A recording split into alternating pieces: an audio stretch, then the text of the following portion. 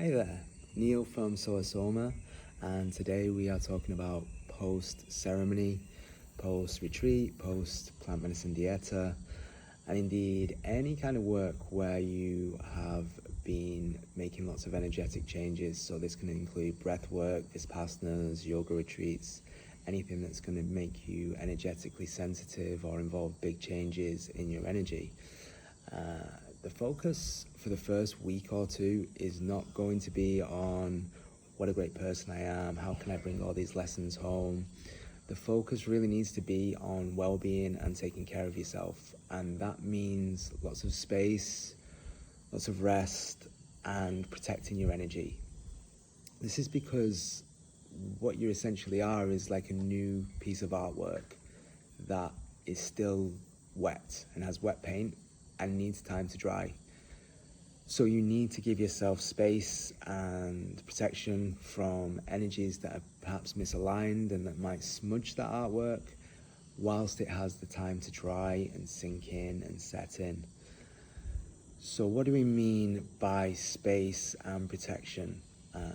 The first thing really is to make sure that the foods that you're bringing back in aren't too dense, aren't too overpowering, and you're not overwhelming yourself by rushing back in. Take things slowly and introduce things one thing at a time, and start with things that you know aren't going to be as disruptive and work up to the bigger things rather than going straight to them. It also means places. So this includes places where there's going to be lots of people, parties, festivals for sure, but also the workplace and airports and major hubs for people. Now I know that we are busy people, but let's give ourselves as much space as we can and respect ourselves, respect this work. And if we do have to move back into these places, then let's think about protection and how we can protect our energy with our words and with our tools and our resources. The other thing is people.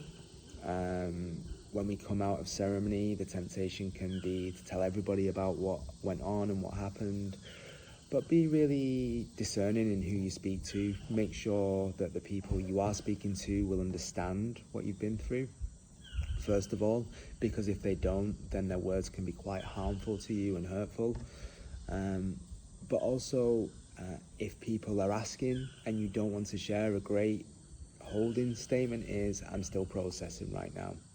Just to give yourself that time before you do share. And remember, you don't have to share anything. You share what you feel you want to share, and you keep what you want to yourself. And again, within that, if you feel like it's too much, then show people rather than sharing with words. Show people the changes. You don't have to always tell everybody everything. And the reason why sometimes we fall short on these things is because post-ceremony or the work that we do, there can be this afterglow where we feel invincible, we feel great, we feel amazing because we've been through these processes, but the rest of the world hasn't. It's just us that have been through it. So we have to be mindful of that and aware of that and act accordingly.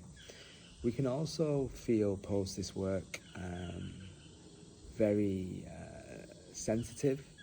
There can also be feelings of depression that creep in. And this is because sometimes the serotonin levels that we have aren't quite what they were following the work, and they just need some time to replenish and rebalance and get themselves together, which is why we need lots of space and we need lots of rest. So that first week or two, remember, you're a fresh work of art. You need space, you need rest, and you need to protect your energy. Next week, we're going to be talking about what happens following that when life comes back in and starts testing us and putting lessons our way and starts to put those teachings to the test. So look forward to sharing that. And if you have any questions in the meantime about today or what we're going to be covering next week, then please put it in the comments and we are happy to help with it. Thank you.